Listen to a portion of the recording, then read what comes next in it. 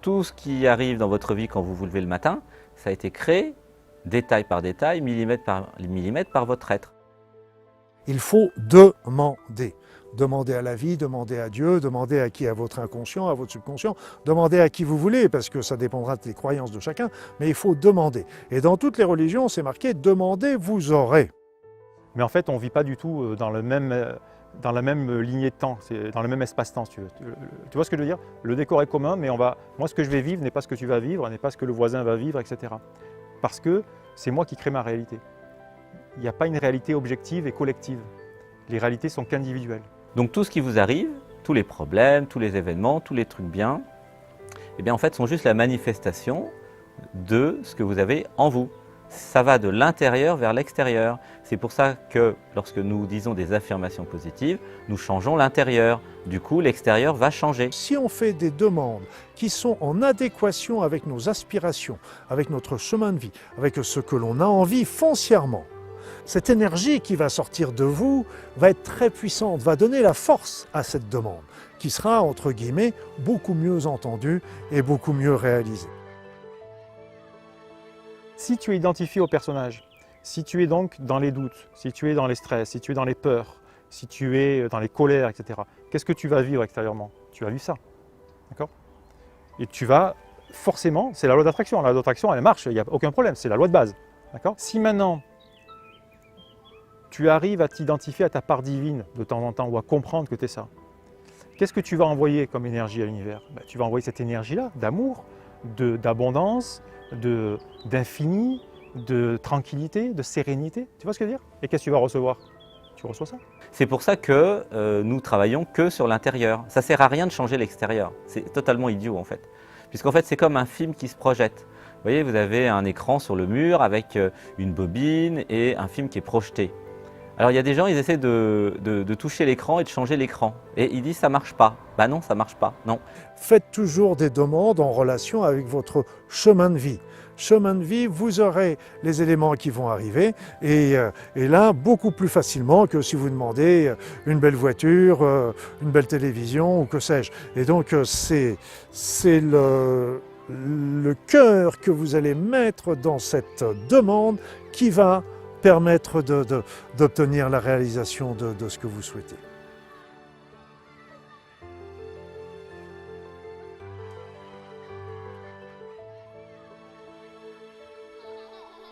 Et essayez d'imaginer que vos yeux ne sont pas là pour voir le monde, mais que vos yeux projettent le monde. Et imaginez que vous projetez le monde.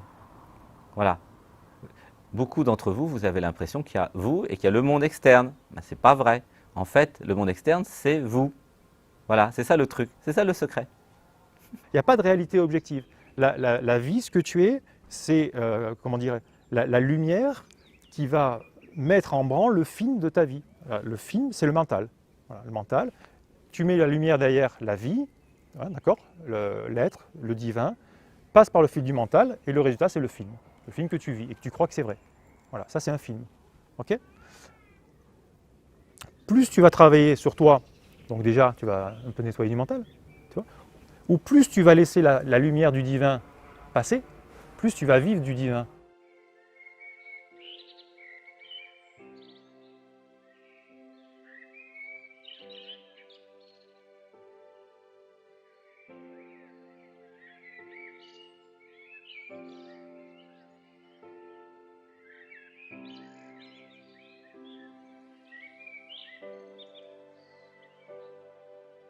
On est fait pour vivre dans l'amour. L'être humain n'est pas fait pour être dans la souffrance. J'aime bien dire ça parce que pourquoi il n'est pas fait d'être dans la souffrance? Parce qu'il souffre. Donc on n'est pas fait pour souffrir. Et donc on est fait pour vivre dans le bonheur, dans la joie, dans l'amour. Et donc c'est là où on est bien. Et quand est-ce qu'on est bien? Quand est-ce qu'on a tout ça? Eh bien tout simplement quand on est en train de réaliser les aspirations de son être. C'est pas plus compliqué. Si vous avez des idées folles, n'ayez pas peur de votre propre lumière. Car plus les idées vont être folles, plus elles vont être grandes, belles, magiques, magnifiques, et plus c'est l'être qui vous les envoie.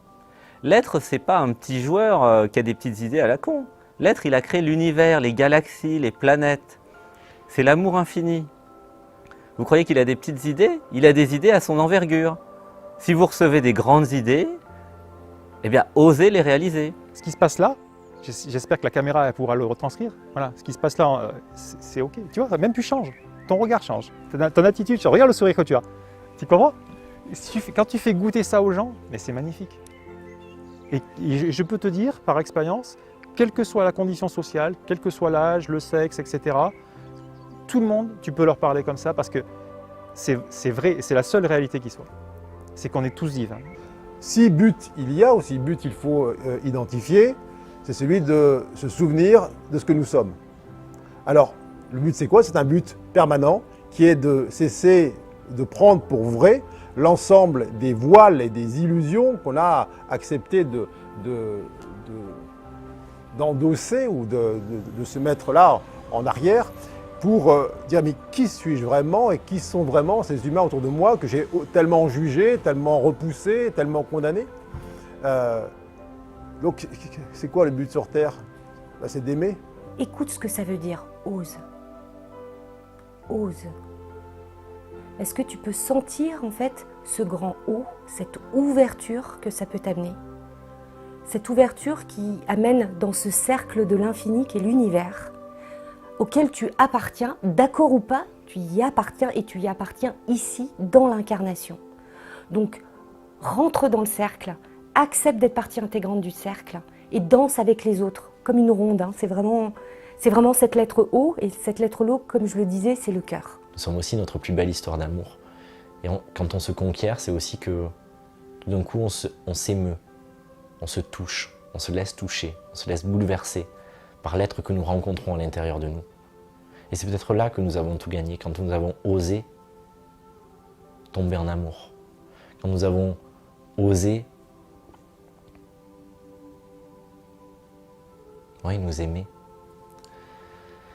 Et tout change, tout le reste n'est que l'œuvre de la tête. Osez être vous, même si vous ne savez pas ce que c'est, même si ça vous surprend, même si c'est profondément normal d'être vous. On cherche souvent à être différent et singulier. Certains le sont profondément, d'autres non, et c'est parfait ainsi.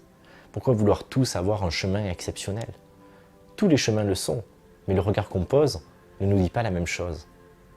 Être soi n'est pas une route, n'est pas un métier, n'est pas une aventure particulière. Être soi est simplement être soi. Et ce sera toujours unique. Osez être vous.